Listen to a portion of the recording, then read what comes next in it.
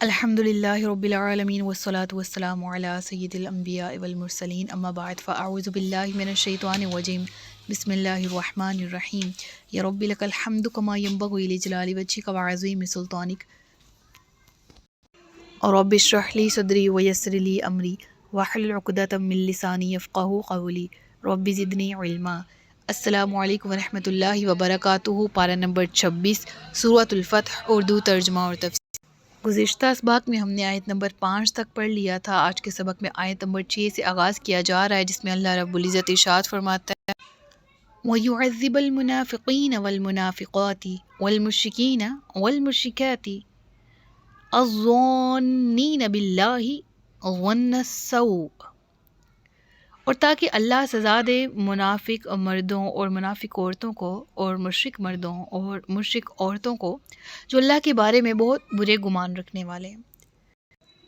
معرکہ صلح حدیبیہ ہوا، معاہدہ طے پایا، مسلمانوں نے احرام کھولے، قربانی کی، واپسی کو ہو لیے۔ یہ معاہدہ اپنے ساتھ بہت سی حکمتیں سمیٹے ہوئے ہیں، جس میں سے ایک حکمت کا ذکر ہوا گزشتہ سبق کی آخری آیت میں، اور وہ یہ کہ اللہ تعالیٰ نے اس معاہدے کے سبب مومنین کے درجات کو بلند کیا، اور یہ بھی کہ گزشتہ گناہوں کی معافی بھی مل گئی۔ اب یہ کہ ہمیشہ کے لیے جنت کی خوشخبری سنا دی گئی ان لوگوں کو جو اہل ایمان ہیں، نہ صرف اس معاہدے میں شرکت کرنے والے بلکہ المؤمنین والمؤمنات میں تمام لوگ داخل ہو گئے۔ اس کے بعد ذکر ہوا منافقین کی جماعت کا، اور یہ الفاظ سورۃ الاحزاب کی آخری آیت کے الفاظ سے گہری مشابہت رکھتے ہیں۔ سورہ احزاب اور الفتح کا زمانہ نزول بھی بالکل قریب قریبی ہے۔ سورہ احزاب 5 ہجری میں غزوہ احزاب کے بعد نازل ہوئی، جبکہ سورہ فتح کو دیکھا جائے تو یہ صلح حدیبیہ کے فوراً بعد، یعنی ذوالقعدہ میں 6 ہجری میں صلح حدیبیہ ہوئی، تو اس کے فوراً بعد اس سورہ کا نزول ہو گیا۔ یعنی 1 سال کے ڈیوریشن میں قریب قریب ان صورتوں کا نزول ہوا، اور یہ بتانا مقصود ہوا کہ اس طرح کے جو واقعات ہوتے ہیں، کسی غزوے میں شرکت مقصود ہوتی ہے یا صلح حدیبیہ جیسے معاہدوں میں شرکت کی جاتی ہے، تو اس سے ظاہر ہو جاتا ہے کہ کس کے دل میں نفاق ہے، اور کون منافق ہے، کون مشرک ہے، اور کون اللہ کے بارے میں برے برے گمان رکھتا ہے۔ اور یقیناً علیہم دائرۃ السوء، انہی پر مسلط ہے برائی کا دائرہ، یعنی برائی کے پھیرے میں وہ خود ہی آ گئے ہیں۔ مراد کیا ہے کہ اب ان پر گھیرا تنگ ہو چکا ہے، منافقین اور مشرکین پر، اور اب ان کے گنتی کے دن ہی ہیں جو کہ اس دنیا میں یہ رہنے والے ہیں، بلکہ ان کو دربدر کر دیا جائے گا یا سرزمین حرم سے، اور پوری دنیا میں یہ ذلیل اور رسوا ہوں گے، خواہ وہ منافقین ہوں، خواہ وہ یہود و نصارہ ہوں، خواہ وہ مشرکین ہوں۔ اور یقیناً ان آیات کے نزول کے بعد یہ ہوتا ہوا دیکھا بھی گیا کہ سرزمین عرب ہر قسم کے شرک اور کفر سے پاک ہو گئی۔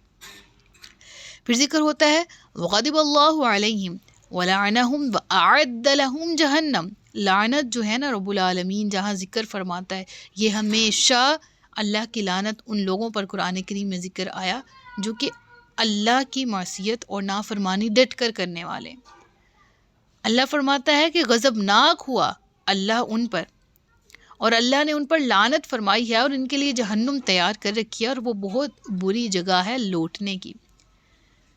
لعنت سے مراد کیا ہے؟ اللہ کی رحمت سے دوری، اور جو اللہ کی رحمت سے ہی دور ہو تو اس کے لیے کیسے ممکن ہے کہ وہ فلاح پانے والوں میں سے رہے، یا اس کے لیے خیر کا کوئی پہلو باقی رہے۔ اور پھر اللہ تعالیٰ نے ذکر فرمایا وَلِلَّهِ جُنُودُ السَّمَاوَاتِ وَالْأَرْضِ، اور آسمانوں اور زمین کے لشکر کل تمام کے تمام اللہ ہی کے اختیار میں ہیں، اور اللہ زبردست ہے، کمال حکمت والا۔ یہاں آیت نمبر 4 کے آخر پر بھی ہو بہو یہی الفاظ آئے ہیں، صرف یہ فرق ہے کہ آیت نمبر 4 کا اختتام علیمًا حکیمہ پر ہوتا ہے، جبکہ اس آیت میں عزیزًا حکیمہ پر اختتام ہوتا ہے۔ اس کے بعد ذکر ہوتا ہے اِنَّا أَرْسَلْنَاكَ شَاهِدًا وَمُبَشِّرًا وَنَذِيرًا، یہاں پر ذکر ہوا کہ اے نبی، ہم نے آپ کو بھیجا ہے گواہی دینے والا، بشارت دینے والا اور خبردار کرنے والا بنا کر. یعنی محمد الرسول اللہ صلی اللہ علیہ وآلہ وسلم قیامت کے دن اللہ کی عدالت میں استغاثہ کے گواہ کے طور پر پیش ہو کر گواہی دیں گے. مطلب کیا ہے؟ یعنی کہیں گے کہ اے اللہ، تیرا دین جو مجھ تک پہنچا تھا میں نے وہ اپنی امت کے لوگوں تک پہنچا دیا. اب یہ لوگ اس کے بارے میں خود جواب دیں ہیں. اس عدالت اور اس میں ہونے والی گواہیوں کا نقشہ سورہ نساء میں ان الفاظ کے ساتھ کھینچا گیا ہے کہ فَكَيْفَ إِذَا جِئْنَا مِن كُلِّ أُمَّةٍ بِشَهِيدٍ وَجِئْنَا بِكَ عَلَى هَؤُلَاءِ شَهِيدًا. تو اس دن کی کیا صورتحال ہوگی جب ہر امت میں سے ایک گواہ کھڑا کریں گے ہم، اور اے نبی صلی اللہ علیہ وآلہ وسلم آپ کو لائیں گے ان پر گواہ بنا کر. تو اللہ تبارک و تعالیٰ نے اپنے رسول کو بھیجا اور رسول نے اپنی ذمہ داری تبلیغ کی پوری فرمائی. اور اب یہ امت کا فرض ہے کہ اللہ کے نبی نے بروز قیامت ہمارے افعال کے بارے میں، ہمارے اعمال کے بارے میں بھی گواہی دینی ہے. تو ہم ڈریں اس وقت سے کہ جب ہم شرمندہ ہو کر کھڑے ہوں اللہ کی بارگاہ میں، اور شرمندہ ہوں شاید بحیثیت امت. ڈریں اس وقت سے، پناہ مانگیں اس وقت سے، اور کہیں اللہ کی بارگاہ میں دعا کر کے کہ اللہ تعالیٰ ہمیں اس دن سرخرو رکھنا جس دن لوگ اٹھائے جائیں گے. اب یہاں پر جو ذکر ہے نا کہ اے نبی ہم نے آپ کو بنایا گواہ، خوشخبری دینے والا اور ڈر سنانے والا. پھر ساتھ ہی ساتھ ذکر ہوا بہت امپورٹنٹ آیت ہے لِتُؤْمِنُوا بِاللَّهِ وَرَسُولِهِ وَتُعَزِّرُوهُ وَتُوَقِّرُوهُ. یعنی اللہ تبارک و تعالیٰ کے احکامات پر ایمان لانا پلس اللہ کے رسولوں پر ایمان لانے کے ساتھ ان کی تعظیم اور توقیر فرض ہے، نص قرآنی سے ثابت ہے. یعنی رسولوں سے پیار کرنا، رسولوں کا احترام کرنا، ان کی توقیر کرنا، ان کی اطاعت کرنا، یہ سب لازم و ملزوم ہے. آج کے دور میں ایک فتنہ سر اٹھائے ہوئے ہے، اور وہ قرآن کو تو اہمیت دیتا ہے لیکن صاحب قرآن کو نہیں. وہ قرآن کو تو اہمیت دیتا ہے لیکن صاحب قرآن کے افعال کو نہیں، وہ احادیث کو اہمیت نہیں دیتا، وہ اللہ کے نبی کے اس طرح سے شان بیان نہیں کرتا، نہ اہمیت جانتا ہے، اور امت کے دلوں میں شکوک و شبہات کریٹ کر رہا ہے. وہ یہ سن لے کہ نہ صرف اطاعت فرض ہے بلکہ تعظیم اور توقیر بھی لازم و ملزوم ہے، فرض کا درجہ رکھتی ہے. اور جو اللہ کے نبی، ان کے افعال، ان کے اقوال، ان کی سنتوں، ان کی احادیثوں کا احترام نہ کرے، ادب نہ کرے، تو اسے اپنے ایمان کے بارے میں غور کرنا چاہیے. اس کا ایمان خطرے میں ہے، اور مشکوک ہے کہ وہ اپنے ایمان سے شاید ہاتھ دھو بیٹھے.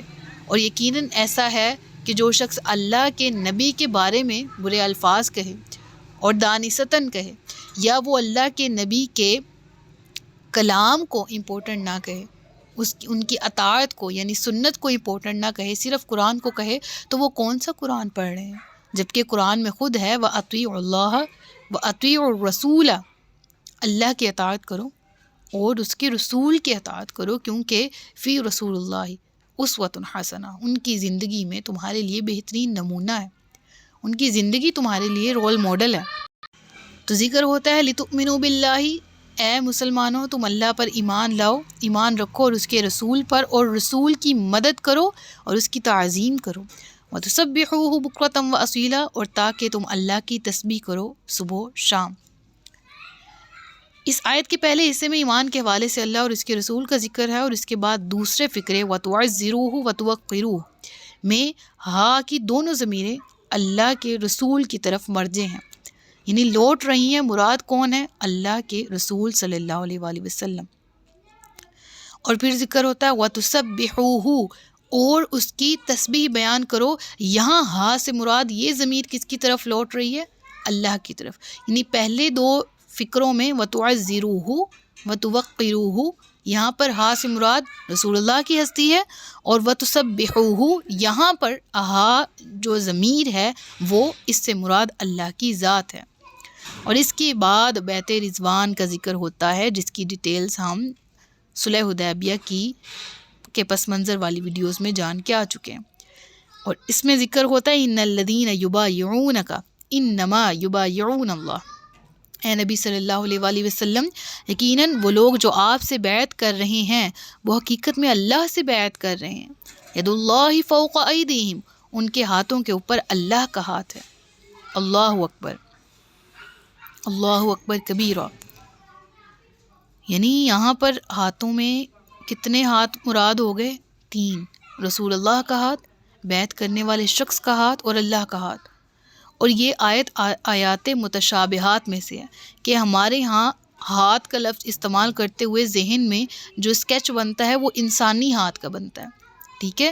مخلوقات کو اللہ نے ہاتھ عطا کیے ہیں، ایسا ہی ہے نا؟ تو کیوں کوئی اور مخلوق کا ہاتھ ہمارے ذہن میں ایک اسکیچ کریٹ نہیں کرتا؟ صحیح ہے نا؟ یعنی یہ سب ہماری تھنکنگ ہے کہ ہم اللہ کے لیے اگر ہاتھ کا لفظ استعمال ہوا قرآن میں تو ذہن میں کوئی ایسا ہاتھ ہمارے آ جاتا ہے، لیکن در حقیقت اللہ نور السماوات والارض، اللہ تبارک و تعالی خالق ہے اور ہمیشہ سے ہے، ہمیشہ رہے گا۔ جہاں پر قرآن کریم میں اس کے ہاتھ کا، اس کے وجہ کا، جہاں پر بھی تم رخ کرو تو تم پاؤ گے وہاں پر وجہ اللہ، اللہ کے چہرے کو، تو اس کے چہرے کا ذکر ہے، اس کے ہاتھ کا ذکر ہے۔ اور احادیث قدسی میں ہمیں ملتا ہے کہ اے میرے بندے تم میری طرف چل کر آؤ تو میں تمہاری طرف دوڑ کر آؤں گا۔ تو اس سے ان آیات کے مفہوم میں متشابہات پوشیدہ ہیں، اور در حقیقت اللہ کی ذات کیسی ہے انشاءاللہ اہل ایمان بروز قیامت ہی دیکھ پائیں گے۔ بہرحال فمن نکث فانما ینکث علی نفسہ، تو اب کوئی جو اس کو توڑے گا تو اس کے توڑنے کا وبال اس کے اپنے اوپر ہی ہے، یعنی وہ اپنے اوپر ہی لے گا۔ ومن اوفا، اور جو پورا کرے بما عاہد علیہ اللہ، اس عہد کو جو وہ اللہ سے کر رہا ہے، فسیؤتیہ اجرا عظیما، یعنی جو کوئی اسے پورا کرے گا اس معاہدے کو جو وہ اللہ سے کر رہا ہے تو اس کے لیے اجر عظیم ہے جو اللہ اسے عطا فرمائے گا۔ اب اس آیت کے مفہوم کو اچھی طرح سمجھنے کے لیے سورہ توبہ کی ایک آیت کو ایک مرتبہ دہرا لیتے ہیں کہ ان اللہ اشتری من المؤمنین انفسهم واموالهم بان لهم الجنہ یقاتلون فی سبیل اللہ فیقتلون او یقتلون وعدا علیہ حقا فی التوراۃ والانجیل والقرآن ومن اوفى بعہدہ من اللہ فاستبشروا ببیعکم الذی بایعتم بہ۔ آیت نمبر 111 ہے۔ ترجمہ: یقیناً اللہ نے خرید لی ہیں اہل ایمان سے ان کی جانیں بھی اور ان کے مال بھی اس قیمت پر کہ ان کے لیے جنت ہے۔ وہ جنگ کرتے ہیں اللہ کی راہ میں، پھر قتل کرتے بھی ہیں اور قتل ہوتے بھی ہیں، یعنی قتل کرتے ہیں اور خود اپنی جانوں کو گوا کر شہادت کا مرتبہ حاصل کرتے ہیں۔ یہ وعدہ اللہ کے ذمہ ہے سچا تورات، انجیل اور قرآن میں، اور اللہ سے بڑھ کر اپنے عہد کو وفا کرنے والا کون؟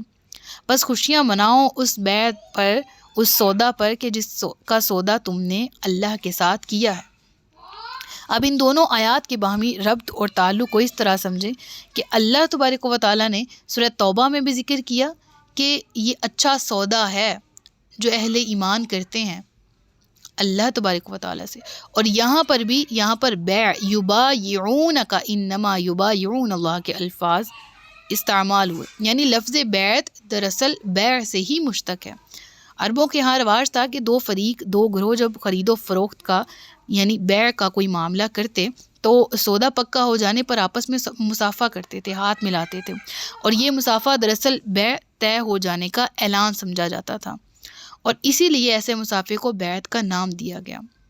اور یہاں پر بھی یہ بالکل یوں ہی کا سودا ہے کہ اللہ تبارک و تعالیٰ کی رضا کے سپرد اپنے آپ کو مکمل طور پر کر دیا جائے، اور اللہ تعالیٰ فرماتا ہے کہ ہاں بالکل وہ لوگ جو اپنے جان اور مال کے سودے کی بیعت حضور صلی اللہ علیہ وآلہ وسلم کے ہاتھ پر رکھ کر کرتے ہیں اور پھر اپنی جان ہتھیلی پر رکھ کر میدان جہاد میں نکل پڑتے ہیں، اپنے جانوں اور اپنی اموال کو رسول اللہ کی بارگاہ میں پیش کر دیتے ہیں، اللہ کے رسول کے ہر حکم پر لبیک کہتے ہیں، بلکہ وہ تو منتظر رہتے ہیں کہ کب حضور انہیں کوئی حکم دیں اور کب وہ اپنی یہ جان یعنی اللہ کی امانت اللہ کو لوٹانے کی سعادت نصیب کریں۔ تو در حقیقت وہ تو اس چاہ میں اور اس چوک میں رہتے تھے، اور اسی کا ذکر یہاں کیا کہ ہاں پھر جو پکے رہیں اللہ تبارک و تعالیٰ سے بیعت پر، تو اس کا اجر ان کے پاس ہی ہے، یعنی اللہ تبارک و تعالیٰ کی ذات کے پاس ہے جو ان کو عطا کیا جائے گا۔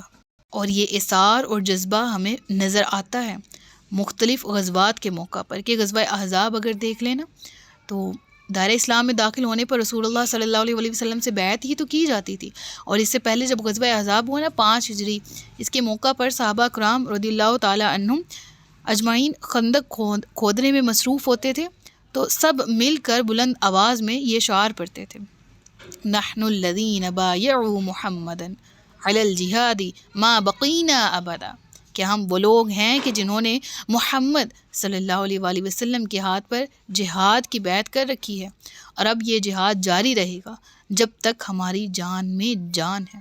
اللہ اکبر۔ اللہ تبارک و تعالی اس سودے میں، اس بیعت میں ہمیں بھی اپنے تن من دھن کی بازی لگا دینے کی توفیق عطا فرمائے، اور ہم بھی سرخرو ہوں دنیا اور آخرت میں جس طرح کی زندگیاں گزار گئے صحابہ کرام۔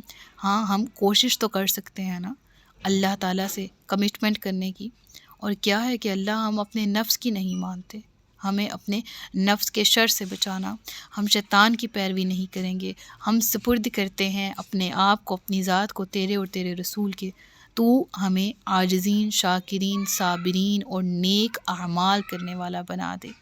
آمین ثم آمین۔ آیت نمبر 10 تک ہمارا رکوع مکمل ہوتا ہے۔ صدق اللہ العلی العظیم و صدق رسولہ النبی الکریم۔ سچ فرمایا اللہ نے جو عظمت والا ہے۔ اپنا بہت سا خیال رکھیے گا، مجھے دعا میں یاد رکھیے گا۔ تاجدار ختم نبوت زندہ باد، پاکستان پائندہ باد۔ السلام علیکم ورحمۃ اللہ وبرکاتہ۔